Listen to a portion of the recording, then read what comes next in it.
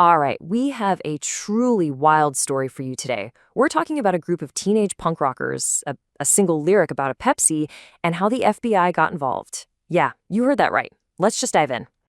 So, this whole thing really boils down to one almost unbelievable question. How in the world could a rebellious song about not getting a Pepsi possibly escalate into a national security threat? It sounds completely absurd, I know, but trust me, it actually happened. And here it is. This is the lyric that started it all. I mean, on its own, it sounds totally trivial, right?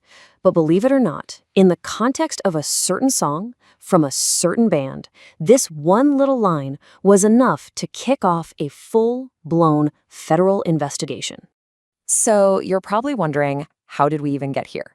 Well, first things first, let's meet the band and the song at the center of this whole thing. Okay, so the band was called Suicidal Tendencies. They came out of Venice, California back in 1980, and their sound was this incredible, potent mix of punk rock's raw energy and the heavier sound of thrash metal that was just starting to emerge. And they pretty quickly got this notorious reputation for their super intense live shows and their whole outsider vibe. And the song at the heart of all this was Institutionalized, which came off their huge debut album in 1983. If you haven't heard it, the track is this frantic, almost spoken word story from the point of view of this really frustrated teenager. It immediately became an anthem for any kid out there who felt alienated or misunderstood. Now, you gotta understand, this whole thing didn't just happen in a vacuum. To really get why a song could cause such a massive panic, we need to talk about the cultural pressure cooker that was the early 1980s punk scene.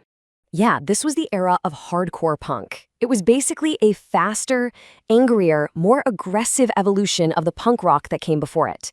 This music was a direct response to this widespread feeling of hopelessness. It was all about railing against conformity, against consumerism, against authority. Really, it was this perfect cathartic outlet for a whole generation that felt like the American dream had kind of left them in the dust.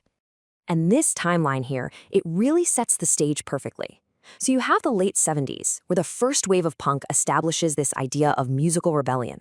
Then you roll into the early 80s, and with it comes this rise in social conservatism, this whole tough-on-crime mentality that was super suspicious of any youth subculture. And bam, right in the middle of all that, Suicidal Tendencies forms and drops an album that just perfectly captures all that tension. And this is where everything just goes completely off the rails. The entire controversy, it all hinges on this massive, massive gap between what the lyric was actually trying to say and how it was interpreted by the people in charge. This really gets to the heart of the problem. You're looking at two completely different worlds, two different realities. To the punk scene, that Pepsi lyric was, well, it was obvious satire. It was a symbol for any tiny little thing that authority denies you. But to the government, they saw it as a literal threat, a challenge to social order, a possible trigger for violence, just worlds apart. So as you can imagine, this fundamental misunderstanding led to an official response that, looking back on it now, seems almost comical. We're talking about the highest levels of law enforcement getting involved. That's right, not one, but two separate federal agencies were mobilized to investigate a bunch of teenagers over a lyric in a punk rock song.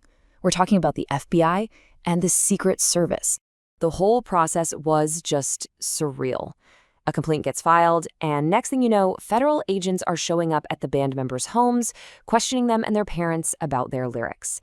I mean, can you just imagine trying to explain punk rock satire to a federal agent who's taking every single word you say literally? Yeah, unsurprisingly, the investigation was eventually closed.